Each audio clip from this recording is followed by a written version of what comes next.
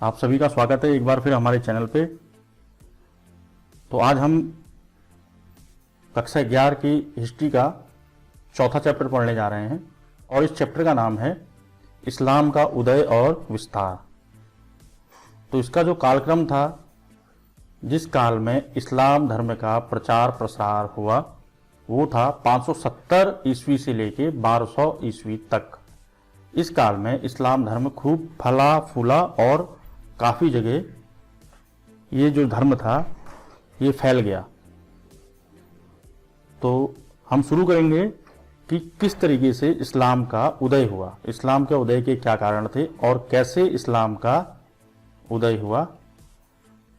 तो आप सभी से एक बार फिर मैं कहना चाहता हूं कि अगर आप इस अध्याय को अच्छी तरह से समझना चाहते हैं तो इस वीडियो को अंत तक देखना बिल्कुल भी मत भूलिए, और आपको हमारे वीडियो अगर पसंद आए तो हमारे चैनल को सब्सक्राइब करना और वीडियो को लाइक शेयर और हमें कमेंट करना भी ना भूलिए। तो शुरू करते हैं कि इस्लाम का उदय किस तरह हुआ। बात कर रहे थे इस्लाम के उदय की। तो 612 से 632 ईस्वी के बीच पैगंबर मोहम्मद ने एक ईश्वर या अल्लाह की पूजा करना और आस्तिकों के एक समाज की सदस्यता का प्रचार उस समय इन्होंने किया। 612 से 632 तक इन्होंने एक ईश्वर अल्लाह की पूजा और आस्तिकों को उस समय जो भगवान पर विश्वास रखते हैं या अल्लाह पे विश्वास रखते हैं उनको आस्तिक कहा जाता है। आस्तिकों को उस समय उम्मा भी कहा जाता था।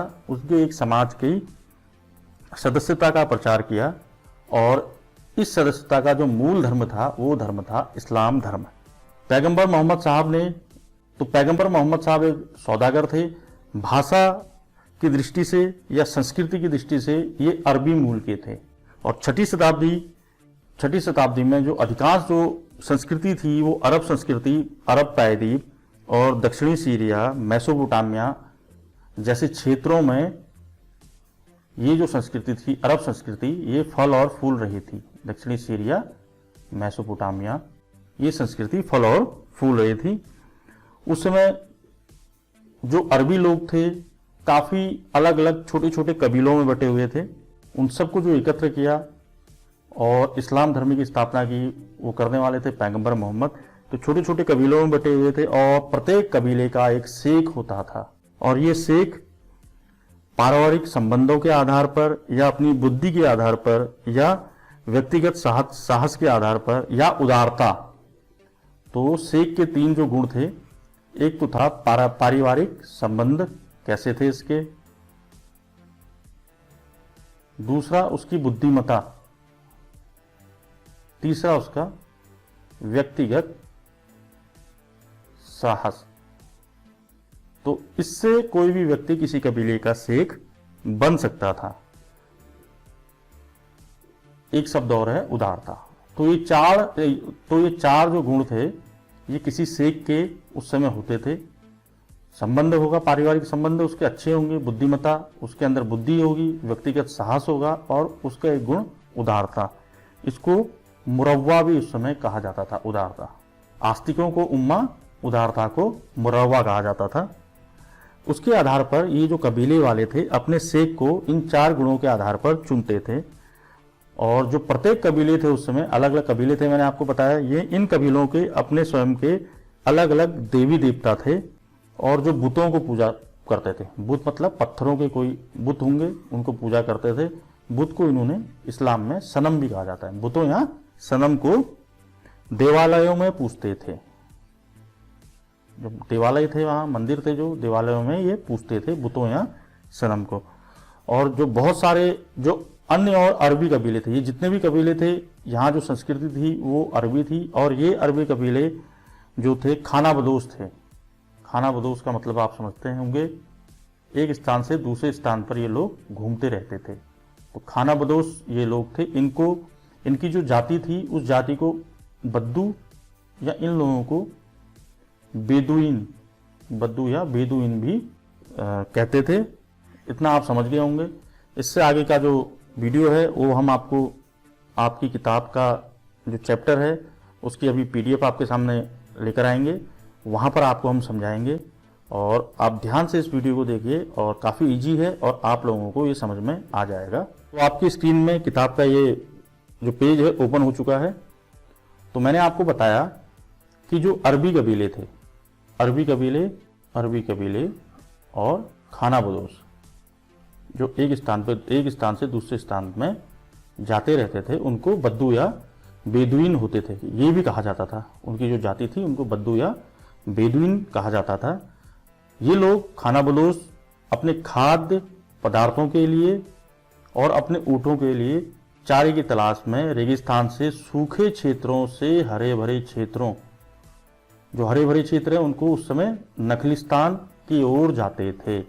तो ये जो खाना बदोश लोग थे अपने लिए भोजन के लिए, अपने खाद्य पदार्थ के लिए और जो इनके जानवर हैं उनके चारे के लिए, क्योंकि ये मेसोपोटामिया और जो सीरिया का जो क्षेत्र है वो ज़्यादातर रेगिस्तानी क्षेत्र है, तो सूखे क्षेत्र हैं, यहाँ से हरे भरे क्षेत्रों की ओर ये लोग जाते थे। और इन लोगों का जो मुख्यतः जो खाद्य भोजन था, मुख्यतः जो खाद्य ये यूज करते थे, खाद्य पदार्थ यूज करते थे, वो खजूर था।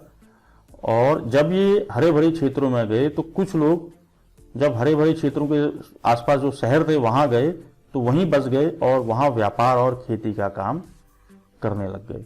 इतना आप समझ गए होंगे। इसी तरह एक कबीला था पैगंबर मोहम्मद का, जिसका नाम था कुरैश, और जो मक्का में रहता था, मक्का नामक जगह में रहता था, और इनके कबीले का नाम था कुरैश। ये आप याद कर लेंगे कि प्रश्न पूछा जाता है कि पैगंबर मोहम्मद किस कबीले से संबंध रखते थे, तो पैगंबर मोहम्मद कुरैश कबीले से संबंध रखते थे। तो इन लोग, ये वहाँ के शेख थे, तो वहाँ का जो मुख्य धर्म स्थल था वहाँ पर भी ये इन लोगों का, पैगंबर मोहम्मद का जो उनका पारिवारिक जो नियंत्रण उस धर्म स्थल पर था। इस स्थल का ढांचा घनाकार था, इस तरीके से गुंबद होता था। इस स्थल का जो ढांचा था वो घनाकार था, जिसे काबा कहा जाता था। तो इस्लाम का जो धर्म स्थल है, इस्लाम का जो मुख्य धर्म स्थल है, उसको उस समय काबा कहा जाता था, जिसमें बुत रखे हुए थे, पत्थर के छोटे छोटे बुत रखे जाएंगे, जिनको ये सनम भी कहते थे। मक्का के बाहर के कबीले भी काबा को पवित्र मानते थे। मक्का में कुरैश कबीला तो था ही, जहाँ पर इनका नियंत्रण था धर्मस्थल पर, तो इनके अलावा जो और दूसरे कबीले हैं वो भी जो काबा था, ये जो मुख्य धर्मस्थल था, उसको पवित्र मानते थे। वे इसमें अपने भी बुत रखते थे, यानी अलग अलग कबीलों के अलग अलग जगह पर इस काबा के अंदर उस समय ये अरबी कबीले अपने बुत या सनम को रखते थे और हर वर्ष इस इबादत गाह की धार्मिक यात्रा करते थे। अब उस धार्मिक यात्रा को उस समय हज कहा जाता था। मक्का यमन और सीरिया के बीच के व्यापारी मार्गों के एक चौराहे पर स्थित था। मक्का जो था यमन और सीरिया के बीच के व्यापारी मार्गों पर स्थित था, जिससे इस शहर का, मक्का शहर का महत्व और ज्यादा बढ़ गया। काबा एक ऐसी पवित्र जगह थी जिसे हरम, पवित्र जगह जो होता है इस्लाम में उसको हरम माना जाता था, जहां पर हिंसा वर्जित थी और सभी दर्शनार्थियों को सुरक्षा प्रदान की जाती थी। जो भी यहाँ पर आते थे दर्शन करने के लिए, काबा में बुतों के दर्शन करने के लिए, तो उनको सुरक्षा, यहाँ जो कुरैश कबीले थे वो लोग इनको सुरक्षा देते थे।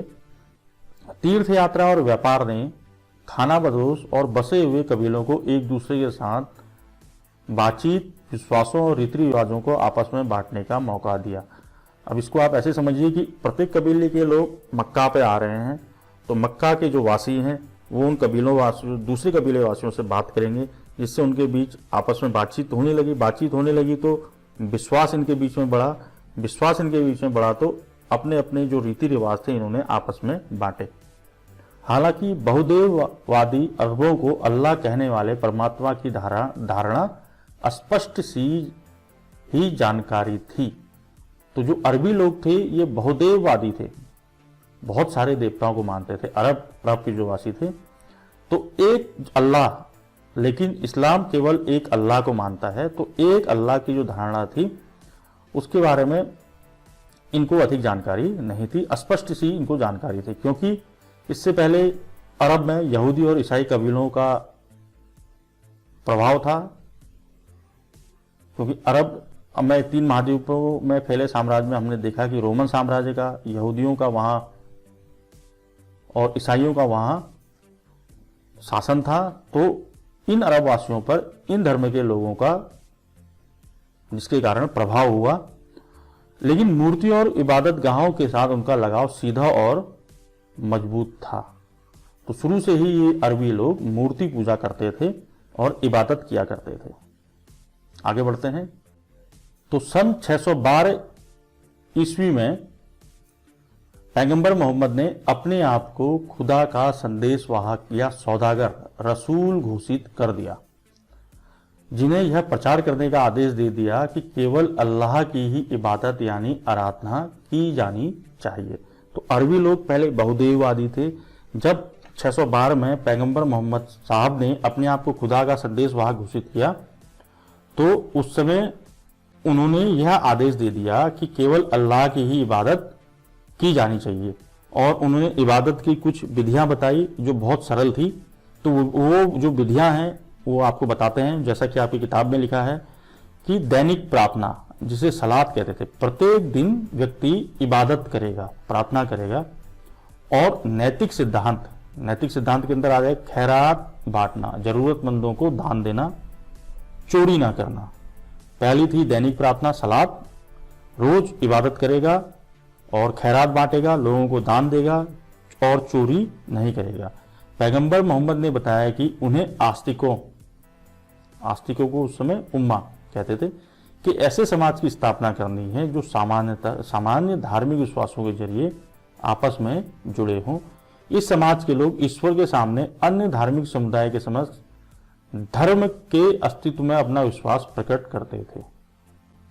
पैगंबर मोहम्मद के संदेश ने मक्का के उन लोगों को विशेष रूप से प्रभावित किया जो अपने आप को व्यापार और धर्म के लाभों से वंचित महसूस करते थे और एक नई सामुदायिक पहचान की बात देखते थे। तो बहुत से व्यापारिक वर्ग के लोग जो अन्य धर्मों के लाभों से वंचित थे, तो वो ये चाहते थे कि उनकी नई एक पहचान बने और उसके लिए वो लगातार सोचते रहते थे।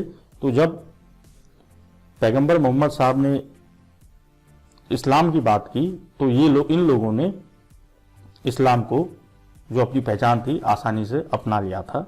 तो इस धर्म सिद्धांत को स्वीकार कर लेते थे। तो आराम से उन्होंने इस्लाम धर्म को अपना लिया, और जिन्होंने इस्लाम धर्म को अपनाया उन्हें मुसलमान या मुस्लिम उस समय कहा जाता था। आगे बढ़ते हैं। उन्हें कयामत के दिन मुक्ति और धरती पर रहते हुए समाज के संसाधनों में हिस्सा देने का आश्वासन दिया जाता था। तो जो लोग इस्लाम धर्म उसमें जिन्होंने किया और मुस्लिम बन गए, तो पैगंबर मोहम्मद साहब ने खुद को रसूल घोषित किया। उन्होंने कहा कि मुझे खुदा ने अपना संदेशवाहक बना के भेजा है। उन्होंने इस्लाम की शिक्षाएं दी और उन्होंने कहा कि जब तक वो धरती पे हैं, कयामत के दिन जब वो इस धरती को छोड़ जाएंगे तो उसको इन जीवन मरण के जो चक्कर है मुक्ति मिल जाएगी, यानी मोक्ष की प्राप्ति। हिंदू धर्म में कहते हैं मोक्ष की प्राप्ति हो जाएगी। और जब तक धरती पर रहेंगे, समाज में जो संसाधन है उन पर उनको हिस्सा मिलेगा। तो मुसलमानों को शीघ्र ही मक्का